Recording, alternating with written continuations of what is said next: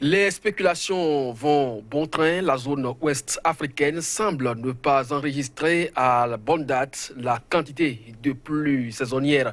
Certains États comme le Bénin sont sur le point de perdre même une saison agricole dans sa partie sud. Alors question, cet espace sur le continent va-t-il vivre la situation qu'a connue l'Afrique de l'Est tout dernièrement? La famine est-elle à craindre dans cette situation? Rareté des pluies, l'Afrique de l'Ouest serait-elle sous la menace d'une famine? C'est bien sûr le thème de cette émission et pour en parler, je reçois pour vous deux acteurs du monde, surtout de l'eau. Je vais parler de Alain Tossounon. Bonjour. Bonjour, chers confrères. Alors, je rappelle que vous êtes journaliste, spécialiste en eau et environnement. Merci d'être là. Merci. En face de vous, c'est Dr Théodore Tchekpo Adjakpa. Il est enseignant-chercheur à l'Université d'Abobey-Calavi, spécialiste risques et catastrophes naturelles. Merci, docteur, d'être là. Merci, monsieur le journaliste. Alors, c'est avec vous donc que je vais m'adresser pour la toute première question. Est-ce que vous notez, comme les citoyens qui ont aujourd'hui la crainte qu'effectivement il ne pleut plus? Oui, monsieur le journaliste. Et effectivement, il est observé un retard dans l'arrivée des pluies. Et cela, c'est la cause traditionnelle que nous évoquons ces dernières années, qui est les changements climatiques. Il faut remarquer, par exemple, que au sud du Bénin, ici, les pluies ont véritablement démarré ce mois de mai, au lieu du mois d'avril. Parce que de façon traditionnelle, le sud du Bénin, qui est dans une zone subéquatoriale, enregistre quatre saisons dans l'année. La première, qui est la saison des pluies, habituellement, c'est d'avril à juillet qu'on a la grande saison des pluies. Ensuite, août-septembre, on a la petite saison sèche. Octobre-novembre, et la petite saison des pluies, et de décembre à mars, la grande saison sèche. Donc, traditionnellement, c'est ça. Mais aujourd'hui, tout ça là est bouleversé aujourd'hui. Et comme je viens de le dire, nous avons commencé par enregistrer les premières pluies véritablement à partir de mi-mai.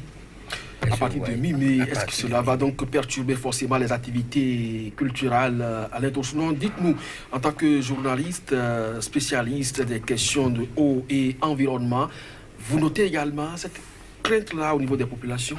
Non, la crainte, elle existe bien. Et je crois que les spécialistes sur la question ont annoncé qu'effectivement, ces perturbations.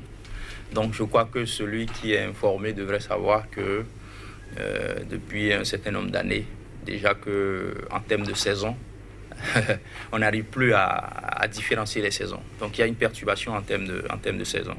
Également par rapport à la rareté des pluies, il a annoncé une diminution de la pluviométrie de l'ordre de 20 à 40%, dû donc au dérèglement climatique. Donc on ne peut pas être surpris de ce qui nous arrive aujourd'hui. Les inquiétudes au niveau des producteurs sont assez réelles. Parce qu'effectivement, comme l'a dit le docteur tout à l'heure, c'est que les pluies arrivent très tard et il faut s'attendre aussi à ce que les pluies s'arrêtent trop tôt. Donc ça veut dire qu'on va assister à une diminution de la pluviométrie et en termes aussi de disponibilité des ressources d'eau de surface. Donc il y aura des problèmes. Et en dehors de ça, quand on sait très bien que l'agriculture qui est pratiquée pratiquement par le plus grand nombre, c'est une agriculture qui est dépendante de la pluviométrie. Donc il faut s'attendre à des conséquences en termes de production agricole. Alors il faut s'attendre à des conséquences en termes de production agricole. Docteur Adjakpa, vous êtes sur le terrain, enseignant, chercheur en la matière. Alors, il vient d'alors de poser un problème fondamental, la question de la maîtrise de l'eau, puisque l'agriculture aujourd'hui est dépendante de la pluviométrie, mais puisqu'on ne peut plus compter désormais sur la nature. Est-ce que l'homme ne peut pas avoir des dispositions pratiques pour y faire face? Parce qu'il a dit qu'il y a très longtemps que l'on sait déjà qu'on peut arriver donc à des situations où il ne va pas beaucoup pleuvoir. Oui, parce qu'il a raison. Effectivement, comme vous venez de le voir, il y a un dérèglement climatique aujourd'hui qui explique ce que nous appelons le décalage des saisons. C'est-à-dire qu'on ne sait plus quand est-ce qu'il faut s'aimer véritablement. Avant, les paysans maîtrisaient leur calendrier agricole. Ils savent qu'à telle période, il faut semer, il faut récolter à telle période et autres. Mais aujourd'hui, c'est maîtrisé. Et à l'intérieur même des saisons de pluie qui existent de façon traditionnelle, il y a ce que nous appelons des poches de sécheresse. Donc on ne sait pas quelle quantité va arriver, on ne sait pas quand est-ce que ça va arriver, comment ça va être réparti même tout au long de la saison des pluies. Rien n'est plus maîtrisé en termes de la disponibilité d'eau pluviale. Ce qui nous interpelle aujourd'hui, et de façon impérative, c'est la question de maîtrise des ressources en eau. C'est-à-dire, nous devons tout faire pour maîtriser les ressources en eau si nous aspirons à une sécurité alimentaire. Est-ce que vous voyez? Parce que... Mais est-ce qu'on sera toujours dans le « nous devons » ? Quelque chose devrait être fait. Mais surtout, il y a très longtemps que vous attirez donc l'attention des autorités. C'est que vous êtes dans cette dynamique-là, il y a très longtemps, la gestion intégrée des ressources en eau. Mais qu'est-ce qui est fait à ce niveau concrètement? Non, malheureusement, nos États n'ont pas pris conscience de l'ampleur du phénomène et de la situation aujourd'hui à laquelle on est confronté. Voilà donc une approche qui devrait permettre de mieux faire face à cette crise, je dirais, de l'eau qui a été annoncée depuis plusieurs années. Vous voyez, aujourd'hui, ce qui arrive depuis plusieurs années, on se rend compte que la quantité d'eau attendue n'est pas au rendez-vous. Et on se rend compte que pendant c'est-à-dire que la quantité d'eau qu'on attendait en un mois, on peut l'avoir en quelques jours. Donc vous avez une grande quantité d'eau, mais cette grande quantité d'eau, elle n'est pas maîtrisée. Elle n'est pas maîtrisée parce qu'on n'a pas mis en place, disons, un certain nombre d'infrastructures de mobilisation de ces ressources en eau qui devraient permettre de maintenir l'eau, de discipliner l'eau et de valoriser cette eau à des fins agricoles. Donc on se retrouve aujourd'hui dans des situations où lorsque cette quantité d'eau arrive et que les villes n'ont pas la capacité de contenir ce trop-plein, cette eau finit encore dans les plans d'eau, dans les cours d'eau. Or, il aurait fallu que l'on ait des barrages, des infrastructures, des retenues d'eau qui permettent de retenir cette quantité d'eau pour que les producteurs puissent continuer à faire leurs activités, à les utiliser. La capacité d'irrigation aujourd'hui aussi est très faible en Afrique de l'Ouest. Vous avez certains pays qui sortent du lot, comme le Burkina Faso, où quand vous faites 100 km, 150 km, vous avez des grands barrages. Ce pays-là a investi énormément d'argent pour pouvoir réaliser des grands barrages. Vous prenez un pays comme le Bénin, vous voyez, on n'a pas investi depuis lors sur la construction de ces barrages et des retenues d'eau. Donc finalement, on est confronté à une agriculture qui est dépendante de la pluviométrie, et lorsque la pluie n'est pas au rendez-vous et au moment où il faut, d'abord les producteurs ne savent pas à quel moment il faut semer, et même lorsqu'ils finissent de semer, puisque vous avez une grande quantité d'eau qui arrive en peu de jours, donc ça détruit même les cultures et finalement les producteurs sont très exposés. Alors, docteur Djakpa, voilà la balle est lancée encore une fois dans votre camp. Vous êtes enseignant-chercheur. Que faites-vous concrètement? Vous avez évoqué le cas du Bénin tout à l'heure. Que faites-vous concrètement à ce niveau-là pour que, à l'image du Burkina Faso, qui, quand même, pays sahélien, vient en renfort au Bénin pour la soudure alimentaire, le Bénin peut quand même l'égaler? Oui, nous, on fait de la sensibilisation. Le rôle de l'enseignant-chercheur, c'est de produire l'information nécessaire pour que les gouvernants puissent, n'est-ce pas, les appliquer. Vous voyez, ça c'est le rôle de l'enseignant-chercheur. Et aucun pays ne peut se développer sans l'enseignement supérieur. Ce n'est pas possible. Vous pensez qu'au niveau de l'université, vous avez travaillé dans ce sens-là pour la maîtrise de l'eau? Il y a beaucoup d'articles qui sont des productions scientifiques des enseignants qui parlent beaucoup de la maîtrise de l'eau. Est-ce que vous voyez? Quand je prends par exemple le cas de la vallée du Niger, où j'ai eu à beaucoup travailler, j'ai écrit des articles sur la maîtrise des eaux du fleuve Niger. Est-ce que vous savez que les eaux qui crée de graves inondations à Malanville et à Karimaman. Par Malanville, il passe 170 milliards de mètres cubes d'eau chaque année, qui sont déversés dans l'océan Atlantique au Nigeria. Et pendant la saison sèche, ces pays-là et cette région du Bénin-là manquent suffisamment d'eau. Et on se plaint. Vous voyez, on peut créer des retenues d'eau au niveau de Malanville et tout au long du fleuve Niger pour maîtriser l'eau. Et la culture qu'on peut faire à ce niveau-là peut nourrir une bonne partie du Bénin. Vous voyez, nous venons aussi du Bénin à partir de l'Ouémé. Prenons le fleuve Ouémé, qui quitte les régions du Djougou et qui vient se déverser au sud du Bénin ici. Tout au long du fleuve Niger, on peut créer des barrages. Du fleuve de l'Ouémé. Et tout au long du fleuve Ouémé, du moins, on peut créer des barrages de retenue d'eau. Vous voyez, c'est quand même un fleuve qui fait plus de 500 km du nord jusqu'au sud. Ça traverse le pays du nord jusqu'au sud. Vous voyez, ça fait une honte pour nous qu'un pays sahélien comme le Burkina nous nourrisse, n'est-ce pas, en termes de vivriers et en termes de culture maraîchère, dont notamment la tomate. Parce qu'il arrive des fois ici, on dit que la tomate que nous consommons vient du Burkina Faso. C'est régulier, chaque année. Chaque année. Vous voyez, donc, la question, nous, c'est impératif pour nous, on n'a pas le choix de réfléchir sur comment on va créer des barrages de retenue d'eau, parce qu'au moins, les retenues d'eau, ça existe. Les cours d'eau, ça existe chez nous. Vous voyez, nous, on a au moins l'eau. Au Burkina, les gens vont chercher l'eau en profondeur. Est-ce que vous voyez? Les gens vont chercher l'eau en profondeur. Donc, nous devons impérativement penser à la question des barrages pour retenir l'eau, pour maîtriser l'eau. Parce que sans la maîtrise de l'eau, on ne peut rien. On ne peut rien. Alors, M. Tosno, vous avez commencé à évoquer l'aspect tout à l'heure. Beaucoup de pluie en un laps de temps et en même temps suivi à la fois de chaleur torride. Est-ce que vous pensez, même sans en être spécialiste, que cela favorise la culture aussi?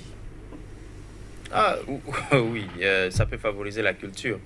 C'est pour ça d'ailleurs que dans les réponses qu'il faut apporter par rapport aux effets donc, des règlements climatiques, il faut associer la recherche donc, pour pouvoir absolument donc avoir des espèces qui peuvent s'adapter. À cette perturbation climatique. Parce que aujourd'hui, on ne peut plus continuer à avoir des espèces qui attendent 6 mois de pluie pour pouvoir...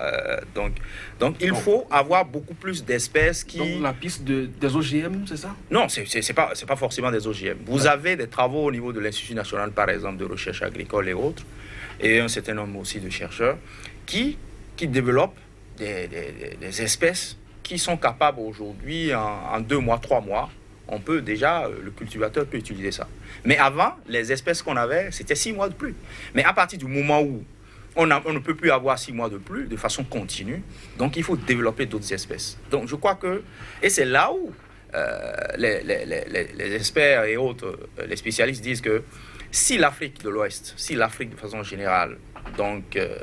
n'améliore pas sa capacité de résilience. Ça fait partie de la capacité de résilience. Comment on fait, effectivement, pour adapter notre agriculture donc, à ce nouveau phénomène que tout le monde vit. Donc, je crois qu'il faut aller vers ça. Et donc, associer la recherche. En même temps aussi, la question des barrages, elle est là.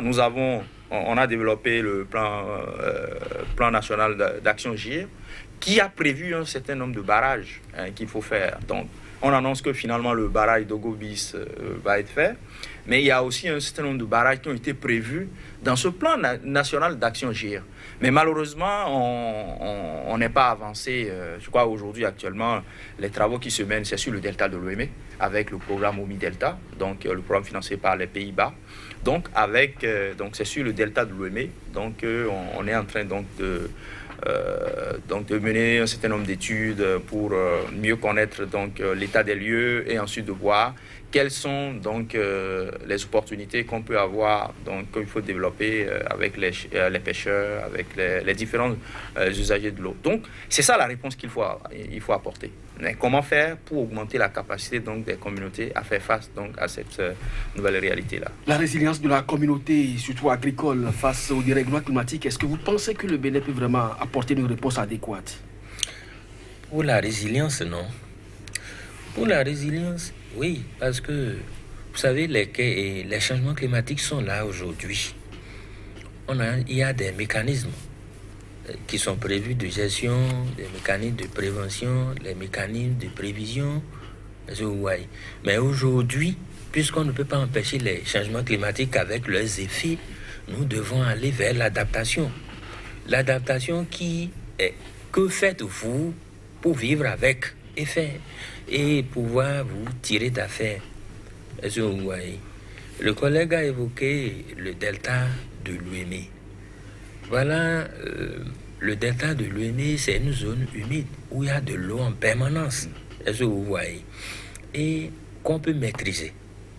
Et qu'on peut maîtriser l'eau du delta de l'Ouémé aujourd'hui pour régler définitivement les questions de culture maraîchère. Est-ce que vous voyez? Qui est très important pour nous. Rien qu'en développant les questions de retenue d'eau au niveau du delta de l'Ouémé aujourd'hui et en organisant les paysans autour c'est-à-dire l'agriculture, c'est quoi? Vous disposez de l'eau, vous disposez de l'espace, vous disposez d'un encadrement qu'il faut. Et puis ça marche. Vous voyez. Donc nous devons, au niveau du delta de l'Ouémé aujourd'hui, on peut déjà développer la question de maîtrise de l'eau, organiser les paysans autour de cette vallée-là pour commencer déjà par trouver des solutions à nos problèmes. Est-ce que vous voyez? Monsieur Dossou, est-ce que vous ne pensez pas que c'est une solution tout aussi facile que... Non. Parce que le Bénin ne se limite pas, quand on prend, parce que la région que vous évoquez, c'est beaucoup plus le sud du pays. Mais quand on parle de la région agricole vraiment du territoire béninois, ce n'est pas forcément la partie sud. Oui, c'est pas forcément la partie sud, mais je pense que vous avez également au niveau au niveau donc du bassin du Niger, puisqu'on est passé à la gestion par bassin maintenant, par bassin hydrographique. Il y a également le projet PIDAC qui est financé par la BAD, donc qui va réaliser un certain nombre de retenues aussi d'eau au profit, donc parce que pour éviter, c'est que nos gouvernants n'ont pas compris que l'eau aujourd'hui, les inondations doivent être une opportunité de développement. Et il faut investir. Il faut investir pour que les différentes retenues d'eau, donc à partir du moment où on les réalise, et qu'on ait des périmètres et autres, où le producteur, la culture agricole ne doit plus être saisonnière. Oui. C'est-à-dire qu'il faut occuper le paysan tout au long de l'année. Mais pour le faire, on se dit qu'il faut rendre disponible de l'eau tout au long de l'année. Et ce qui peut permettre cela, c'est les retenues d'eau.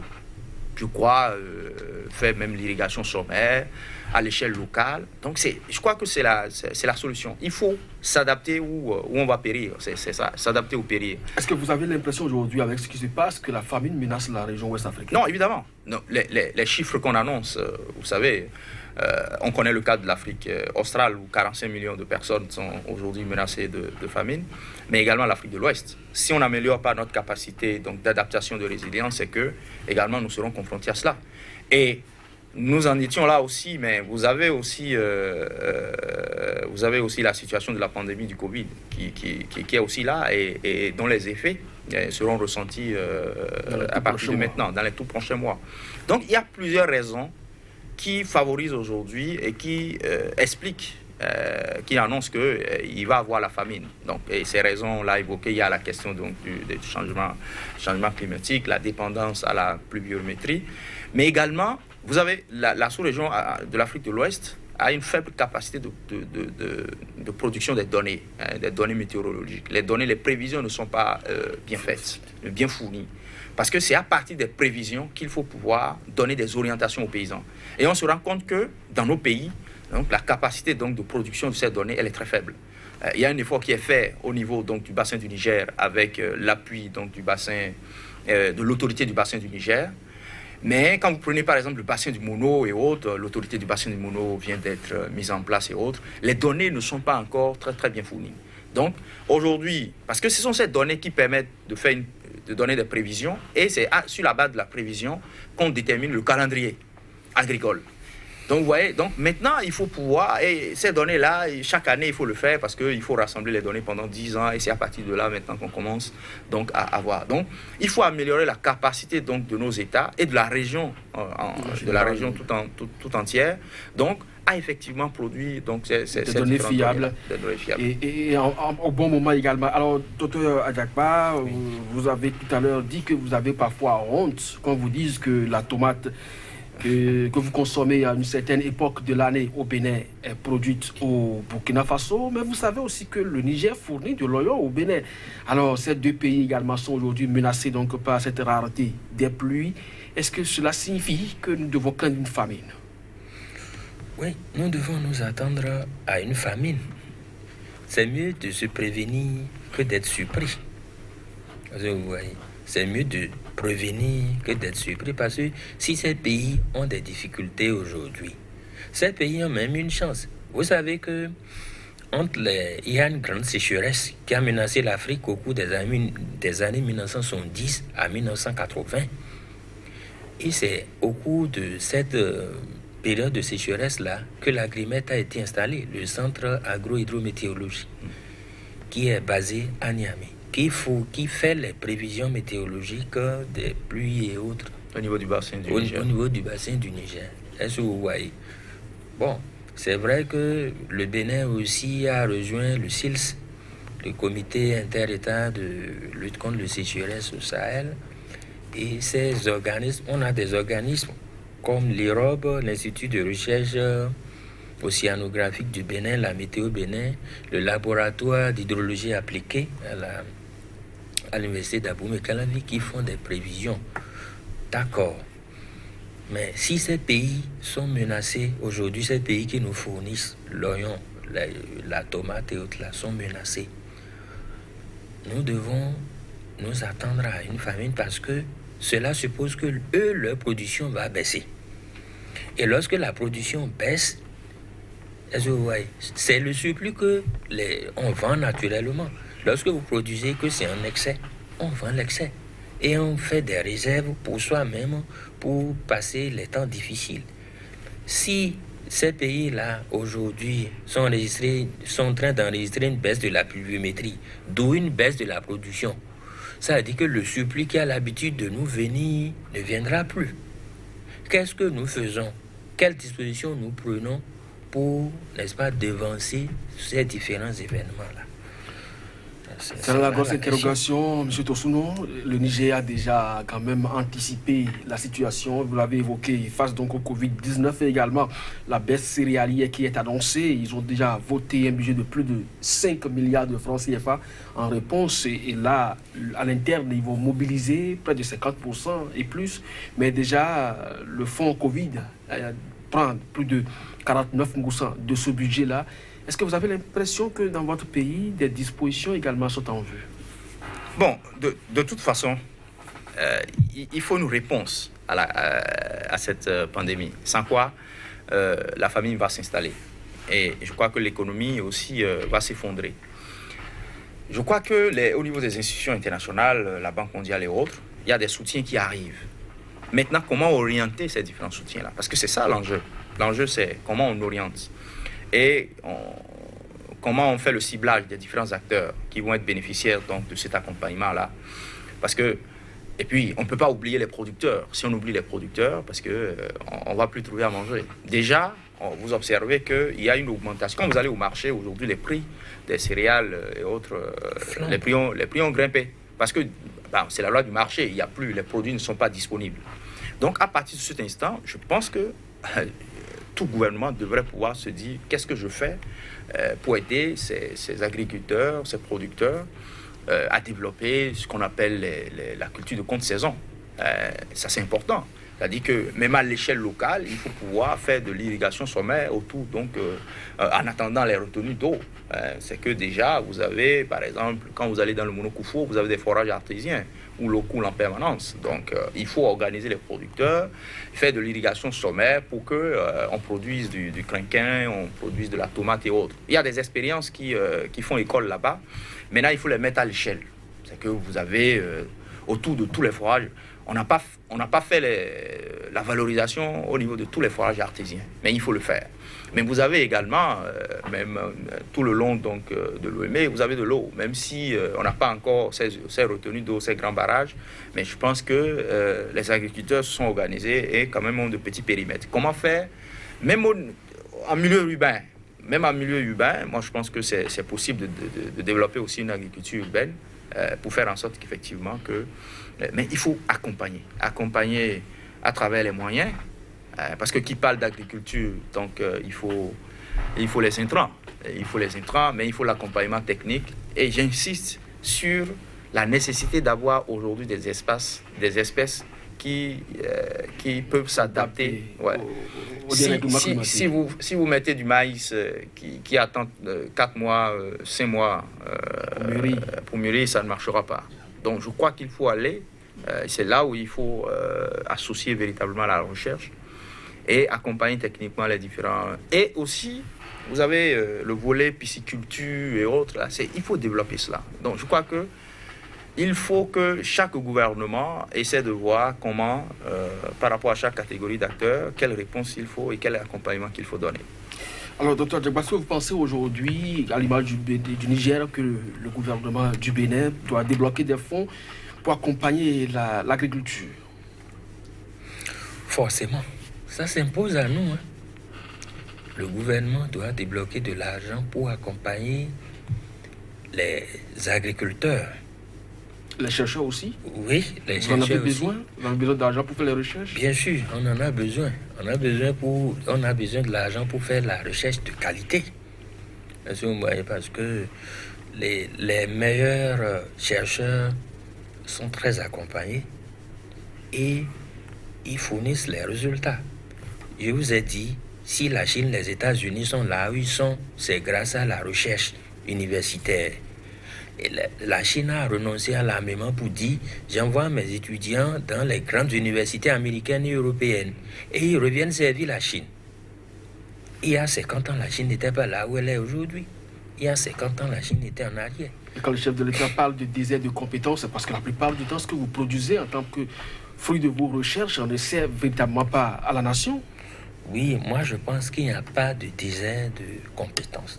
La compétence qu'il faut pour développer le Bénin est ici. Et le Bénin ne sera développé que par les Béninois. Ce n'est pas les étrangers qui viendront développer notre pays à notre place. Est-ce que vous voyez? Donc, les agriculteurs doivent être accompagnés. La recherche, comme le collègue le dit tout à l'heure, doit être axée sur les semences de courte durée. Est-ce que vous voyez? Il faut que nous arrivions à développer au niveau de la FSA par exemple et au niveau de l'INRAB. Il est possible aujourd'hui qu'on développe des catégories de maïs qui vont produire en deux mois. 1 mois et demi, 50 jours ou 60 jours ou plus qu'on ait à récolter au lieu de toujours se focaliser sur le maïs qui doit faire 3 à 4 mois. Est-ce que vous voyez? Donc, les essences, il doit y avoir une grande recherche sur les essences à semer aujourd'hui. Est-ce que vous voyez? Et il doit avoir, on doit débloquer de fonds pour, n'est-ce pas, améliorer et comment on le dit, la recherche. La recherche doit être développée pour voir les types d'espèces qu'il faut et accompagner les paysans pour pouvoir développer tout au moins les systèmes d'agriculture, d'irrigation solaire. Comme par exemple la technique de goutte à goutte, que moi j'ai vu un peu partout au Burkina, pour la production de l'oignon et la production de la pomme de terre. Donc, vous voyez cette technique de goutte à goutte, c'est-à-dire qu'on n'a pas besoin de beaucoup d'eau. Ça permet, c'est-à-dire dans une situation où vous n'avez pas suffisamment de l'eau, cette technique de goutte à goutte, ça permet d'arroser de façon permanente les plants et de s'assurer qu'effectivement, avec peu de quantité d'eau, on peut avoir une bonne production. Et c'est ce qui se passe un peu partout au Burkina. Alors, sur ce plateau, déjà, je vous ai reçu, M. Toussaint, vous avez évoqué un aspect qui était délicat ce jour-là. Vous parlez donc de répertorier ce que nous avons comme nappe phréatique parce que la quantité d'eau peut être aussi mesurée. Est-ce que vous continuez par croire que c'est possible? Non, c'est possible. Et je crois que tous les pays c'est l'approche de gestion intégrée des ressources en eau. Parce que vous ne pouvez pas planifier la gestion de ce que vous ne connaissez pas. Donc il faut, et c'est ça la gestion intégrée des ressources en eau, elle dit quoi? L'approche dit qu'il faut connaître la ressource. La connaître, ça dit connaître sa quantité et sa qualité. Vous avez deux types vous avez des eaux de surface et vous avez des eaux souterraines. Nous avons une idée avec les recherches qui sont faites à l'université, nous avons une idée de ce que nous avons comme eau de surface. Mais face donc aux effets du dérèglement climatique, on sait que ces eaux de surface sont menacées de diminution de l'ordre de 20 à 40%, voire 60%. Bon, maintenant, pour les eaux souterraines, nous n'avons aucune idée. On ne sait pas ce que nous avons comme eau souterraine. Et c'est important, à partir du moment où les eaux de surface sont menacées, c'est déjà de nous concentrer sur les eaux souterraines. Parce qu'on doit pouvoir donc connaître ce que nous avons au niveau donc, des eaux souterraines pour planifier la gestion. Planifier la gestion parce qu'il faut réserver cette eau pour la consommation, l'eau potable. On a besoin de l'eau pour l'eau potable. Vous avez l'eau pour l'agriculture, on en parle maintenant. Mais il n'y a pas que ça. Vous avez besoin de l'eau pour l'électricité. Vous avez besoin de l'eau pour les besoins industriels et autres. Donc, il faut s'asseoir, après avoir donc mesuré la quantité qu'on a, s'asseoir et se dire combien on réserve pour l'eau potable, combien on réserve pour l'agriculture, combien on réserve pour l'électricité, combien on réserve pour l'industrie. Mais c'est ça une bonne planification. Et c'est ce qui se fait dans les pays qui ont une bonne gestion des ressources en eau, que j'ai vu par exemple en Suède. C'est que on recycle toute l'eau. On recycle même l'eau. Il faut aller vers le recyclage aussi de toutes nos eaux usées pour les remettre dans le circuit. Donc, il ne faut pas tout. Aujourd'hui, ce qu'on a, toute cette eau, elle est rejetée dans la nature. On ne la recycle pas, on ne la purifie pas. Et puis bon, c'est de l'eau qui est gaspillée. Donc, je crois que c'est important. Et il faut continuer à marteler que nous avons besoin absolument de connaître ce que nous avons comme... Il y a un effort qui est fait, qui va être fait, ou c'est prévu dans le programme OMI Delta, qu'il faut doter l'Institut national de l'eau d'un certain nombre d'équipements qui permettent... Aujourd'hui, avec les drones, les gens peuvent scanner pour savoir qu'est-ce qu'on a sous le... Parce que si on n'arrive pas à avoir une idée exacte de ce que nous avons comme eau souterraine, la difficulté, c'est que, par exemple, vous allez aller forer et vous n'allez pas retrouver de l'eau. C'est ça l'enjeu. Ça veut dire que tous les investissements qui sont faits aujourd'hui pour mettre en place des systèmes d'approvisionnement en eau, ce que fait l'agence d'approvisionnement en eau en milieu rural. Donc, ce qui va arriver, c'est qu'on va planifier, on ira, on va creuser, on ne va pas trouver de l'eau. Parce qu'on ne sait pas, parce que l'eau est inégalement répartie donc, dans notre pays. Nous avons une idée, mais nous n'avons pas une connaissance précise de la quantité que nous avons et des lieux où nous avons une grande quantité de l'eau. On sait très bien, par exemple, que dans la zone de Savalou, la zone de Soc, là, que c'est difficile, il n'y a pas de l'eau. On est obligé de... Cotonou, aujourd'hui, la SODEB est obligée d'aller vers Ouedo. C'est là-bas on va chercher de l'eau maintenant. Parce qu'il y a un phénomène aussi de salinisation qui, à Abomey-Calavi et autres, on est en train d'abandonner les forages qui sont là, parce qu'il y a un phénomène de salinisation. Et ça, il faut faire la recherche pour savoir pourquoi aujourd'hui on a le phénomène de salinisation. C'est vrai qu'on a la mer à côté. Mais de plus en plus, on est en train d'aller, pour alimenter donc Cotonou, d'aller vers Alada pour rechercher de l'eau. Donc, c'est pour ça que c'est nécessaire de savoir comment l'eau elle est répartie dans l'espace de notre pays pour pouvoir donc planifier sa gestion dans le long terme. Alors, Dr. Djagba, vous partagez l'avis là? Je partage très bien son avis. Et j'ajoute ceci, pour commencer, que depuis que le monde existe, depuis plus de 4 milliards d'années, c'est la même quantité d'eau que nous utilisons depuis jusqu'à aujourd'hui. Et lorsque je donnais mes cours sur l'hydrologie fondamentale aux étudiants la fois dernière, on s'est amusé à voir entre 1900 et 2020 par combien la population mondiale a été multipliée. Et on s'est rendu compte qu'aujourd'hui, on est autour de 8 milliards. Est-ce que vous voyez? Alors qu'au départ, la population de la Terre ne faisait que quelques millions. Que faire pour gérer réellement cette ressource qui n'augmente pas? Est-ce que vous voyez? Revenons au cas du Bénin. Forcément, nous devons développer une approche de maîtrise de l'eau. Est-ce que vous voyez, nous devons développer une approche de maîtrise de l'eau forcément et voir comment maîtriser la quantité qui existe. Savoir d'abord quelle quantité nous disposons et savoir comment la repartir. Non seulement savoir comment la repartir, mais savoir comment faire des affectations. Est-ce que vous voyez? Mais la grosse question qui se pose à nous aujourd'hui au Bénin, c'est la question de comment aller chercher l'eau, comment aller capter l'eau. Est-ce que vous voyez? Et tout à l'heure, il a dit il y a un phénomène de salinisation qui fait que la SONEB est aujourd'hui obligée d'aller plus loin. Vous savez, quelque part chez nous ici, le pont de Ouédonou, là, il y a un pont que nous traversons pour aller à Calavi, qu'on appelle Ouédonou. Sur la Djonou, là, sur la lagune Djonou, là. Alors, pourquoi on appelle là Ouédonou?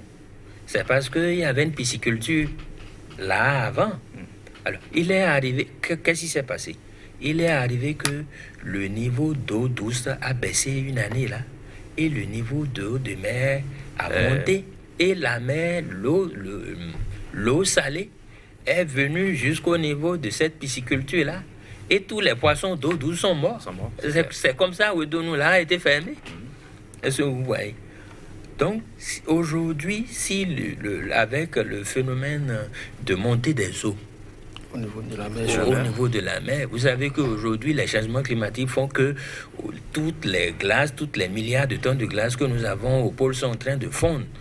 Et l'érosion côtière aujourd'hui est due essentiellement à cette montée du niveau marin.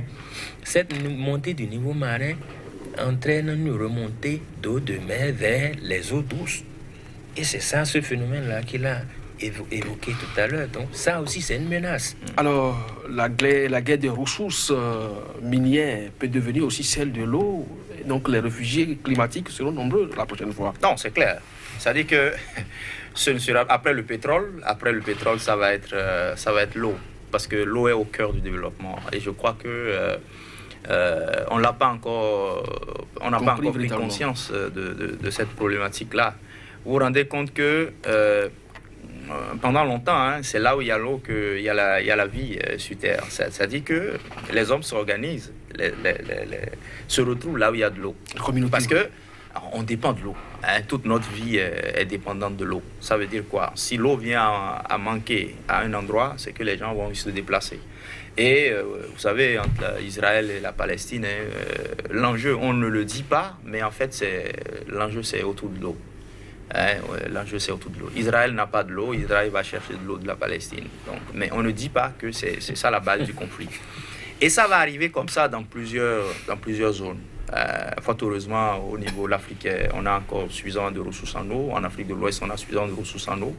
Mais cela ne veut pas dire qu'on va rester sans, c'est-à-dire améliorer la gestion qui est faite de cette ressource-là. On ne la connaît même pas encore assez. Parce que vous savez, les eaux souterraines, ça traverse plusieurs pays. Donc, il faut des ententes. C'est pour ça d'ailleurs que les autorités pour gérer donc, les différents bassins, il faut encourager cela. Parce que l'eau n'a pas de frontières. Donc, l'eau traverse plusieurs pays. Et pour gérer convenablement, donc, il faut considérer l'espace d'un bassin pour pouvoir mieux gérer la ressource. Donc, nous avons le bassin du Niger. Donc, vous avez des projets communs qui se développent, c'est bien. Vous avez vu toute la difficulté que nos deux pays, le Bénin et le Togo, ont par rapport au barrage d'Adjarala, qui aussi, s'il était déjà réalisé, pourrait permettre de valoriser l'eau de ce barrage-là pour les producteurs de ces deux pays. Donc, il faut absolument aujourd'hui aller vers donc, une gestion donc, concertée et puis durable de ces ressources en eau, parce que la démographie, comme il a dit, la démographie augmente et ça va avec la demande en eau. La demande en eau pour la boisson, mais aussi pour l'agriculture. Diverses utilisations. Pour l'industrialisation, s'il le faut. Alors, les réfugiés climatiques vont se multiplier. Dr. Dagba, vous avez des craintes aussi pour la population? Bien sûr, j'ai des craintes pour la population. Les réfugiés climatiques que nous aurons, c'est de plusieurs ordres. Vous savez, lorsque l'inondation arrive, on a des réfugiés climatiques parce que l'eau déloge beaucoup de gens et on est obligé de faire appel à beaucoup de secours. Très bien. Et ça, c'est l'excès d'eau, ça. Le manque d'eau que nous créons et pour l'agriculture telle que nous sommes en train de l'évoquer va créer encore d'autres types de réfugiés climatiques. Des gens qui seront menacés par l'insécurité alimentaire. Est-ce que vous voyez? Parce que l'insécurité alimentaire, c'est pas j'ai l'argent. C'est-à-dire, il y aura deux catégories à ce niveau-là. Il y en aura qui, vous voyez, les paysans n'ont pas beaucoup d'argent. Donc, si le gars n'arrive pas à produire, c'est que tout de suite, il est menacé. Mais l'autre catégorie aussi, il y aura des gens qui auront les ressources, qui auront l'argent. Mais il faut la disponibilité du produit.